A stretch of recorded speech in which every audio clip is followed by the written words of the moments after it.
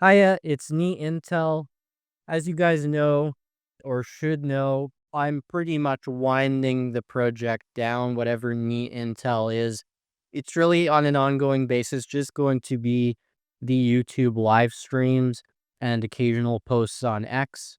I did make a decision after kind of looking at how things are trending, what the interest levels, and sort of taking stock and saying, how much time have I been putting into all this, and what can I actually expect to get as a return?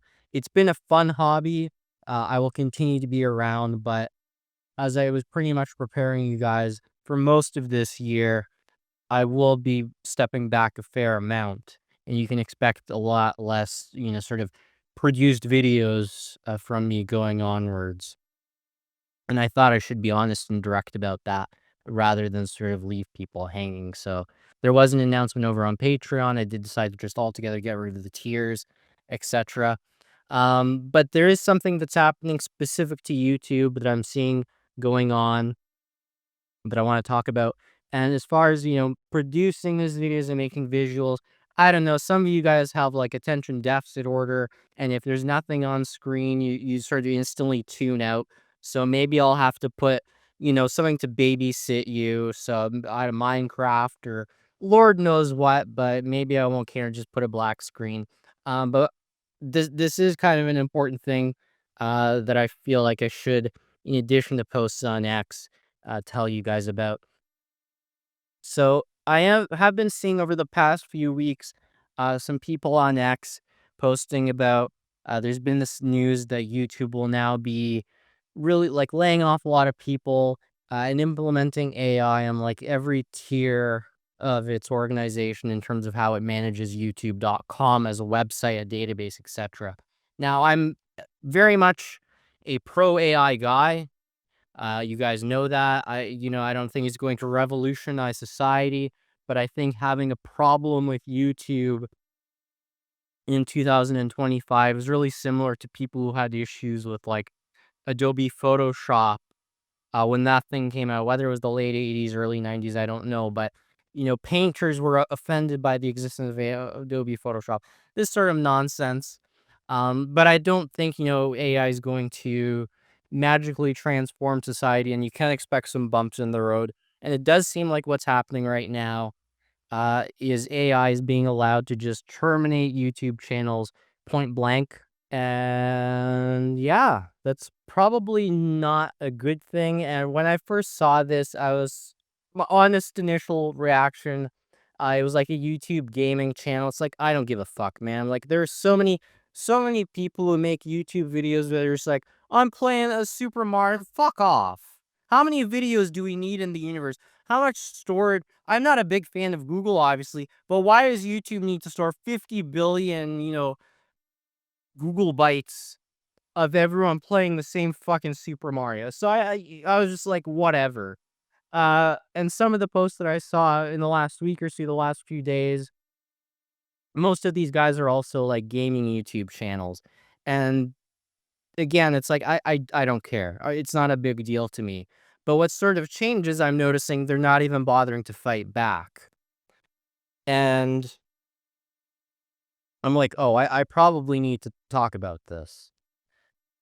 Uh, what if you've never been on this side of the YouTube, content creator, content consumer algorithm, this entire process, if you manage to put together a YouTube channel about video gaming, that lets you cover a media form that's difficult to copyright strike, just on a pure like algorithmic level. Like if you're covering a movie and you wanted to include a clip from a movie, well, that movie has, a set series of frames that has predefined audio. So it's pretty simple for an AI algorithm or anything automated to kind of go through, you find your video, find that clip and say, oh, that's copyrighted material and strike you. With video games, you as a player, except for, predefined pre-rendered cutscenes, it ends up difficult for a company to assert, "Oh, that's my media that you're using," because it's you have to go through manually to find those things, detect them, and process a copyright claim. So they kind of just stopped doing that and said, well, this is sort of free advertising for us. And the fact these people make revenue, we can probably figure out a way to coexist with them. And they have found a way to coexist with them. Video gamers on YouTube make a lot of money for not too much effort. You're being paid to play a video game, really. Um, so that you see these channels having a thing where they're being struck down and saying, you know what, it's not worth it. That's a pretty big deal because they really are kind of getting money for nothing. And if they kind of just look at it and say, all right, something has shifted, you could take an angle and say maybe they realize what they're doing wasn't of huge value and it's not worth pushing back. But that's most people don't think it's such noble terms. It's just they recognize that it's not worth it. They're not incentivized to even try and push back because there's just no more incentive for them. Now, let's be really clear about this. I am honest, like, I do appreciate the support, that a few people have generously given over the years, but let's be real, most of you never really did support this project in a meaningful way. And particularly in 2024, we sort of saw in real time, you guys wanted to box me into a corner where all it would be doing is debunking, these mentally unstable people declaring an EM means the world is ending. And I was very honest with that. I said, that's stupid. That's not something I want to do. I'm not going to do that. And the view count plummeted. And a lot of you guys went over and provided enthusiastic support. And then when I say you guys, we always end up in this situation. If you're actually watching this video, especially if you're watching 6 minutes into this, it's probably not you. So I'm saying you guys very loosely. I'm trying not to chastise you, the person right now, but you sort of have to understand how things developed. So if, you know, Super Mario Guy 688 has a YouTube channel that makes $200 a month minimum for leaving up recordings of him playing Super Mario 655. You know what I'm trying to say? And he just says, you know what, forget it. I sort of have to look at that and say, I've put way more time into this than these guys ever have. I've made a lot less money. I sort of left money on the table by pursuing this channel as a passion project rather than doing something else. So I have to think of it like that. And the honest thing is, if the algorithm decides to come after this YouTube channel, I I would just leave it. I just, good times, thank you very much. And it would be a shame, but I would just accept it as it is. I wouldn't spend a lot of time fighting back if these guys aren't fighting back, because that tells me they're trying and they're not, gaining any ground. And I've dealt with YouTube in the past, and I can readily imagine how that's possible. I wouldn't be thinking, oh, they're just not using the right approach. They're not using the right terminology. They're not talking with it. It's really, it's useless. Fuck me. Um, so I want to read verbatim the set of posts I made on X earlier today.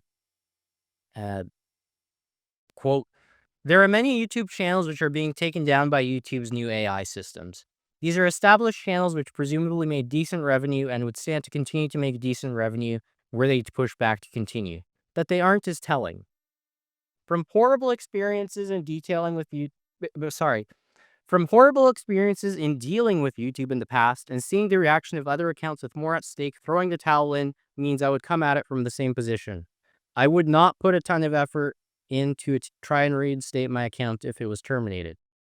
In my opinion, what is potentially lost if my channel is terminated, which could happen at any moment and without prior notice, would be losing the huge archive of HFGCS recordings. I'm very happy to say this on record and willing to sign any PGP keys or whatever mechanism could be undertaken so that it's binding. I would not attempt to copyright strike, DMCA, etc., or otherwise in any way go after anyone who re-uploads unedited versions of any of the NEET Intel HFGCS live stream archives from my channel to a site like archive.org or even a personal server.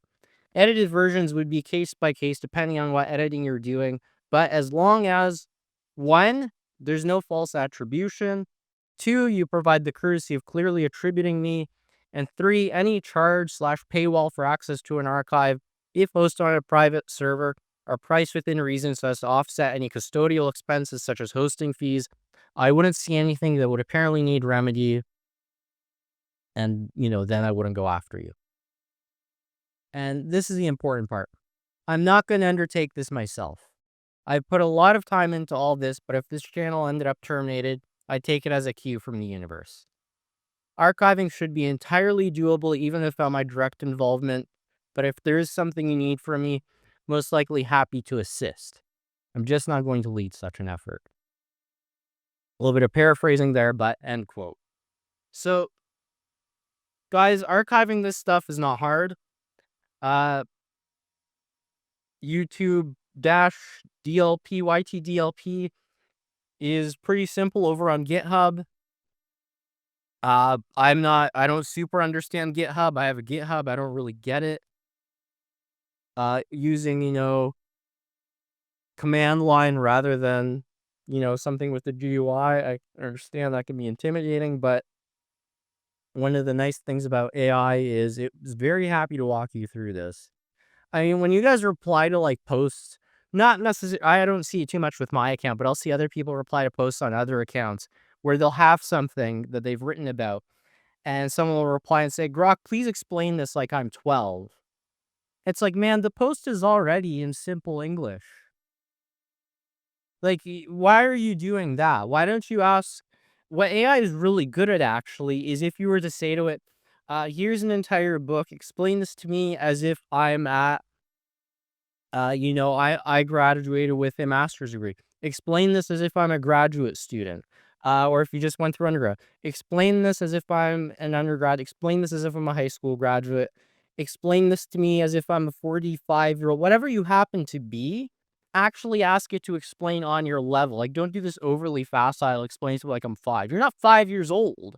Explain it to the level that you're actually at, and that's one of its strengths, is reframing things at an appropriate level, and it's kind of wild that folks don't do that. So if your thing is going to be like, well, I don't know how to use GitHub, or like, I don't know how to use a simple, command line interface, ask it. It's not hard, man. And that's one of the things. I never envisioned this project being something where like I do 90% of 90% of the work. I really meant it to be a collaborative group thing. And one of the reasons I always said, credit and attribution is important, was to impress upon the audience, like you guys, and I do mean that right now, like you guys listening. If you got involved, I would have been like as fiercely, or not necessarily fiercely antagonistic, but just, very forward about, you know, I, Neat Intel did this, and this guy helped me out with that. He took care of this. Like, if someone else has done transcriptions that I haven't done, I'm happy to say that. If Null's set up YouTube channels I've not done, I'm very happy to say that. That sort of thing. So like, if you were to undertake this and put something together, I'd be like, yeah, this is so and so. He did this. I'm not doing this. I'm leaving this to you guys. If you want to do it, if you want to archive it, you have my blessing. If you don't want to archive it and this all goes away tomorrow, it's a shame, because I really do think it's valuable. But if I think something's valuable and the general public doesn't, well, what's the actual valuation? So it's up to you guys. And that's just sort of an app. Like, if I think something's worth $1 million, like if I have some childhood trinket that I think is priceless, and I go down to the county fair and nobody wants to pay more than $2 for it, well, it doesn't matter what I think it's worth. It's only worth $2. So that was sort of something with this project overall. I don't think people always recognized what the true value of all this was. And that was kind of a motivating thing to keep going, almost out of spite. But after doing this long, what am I even rambling about? If you want to archive this, archive it. If you don't and it disappears tomorrow, I don't care. I mean, I do care, but I don't care. Like, do you understand? Yes, thank you. Have a lovely day.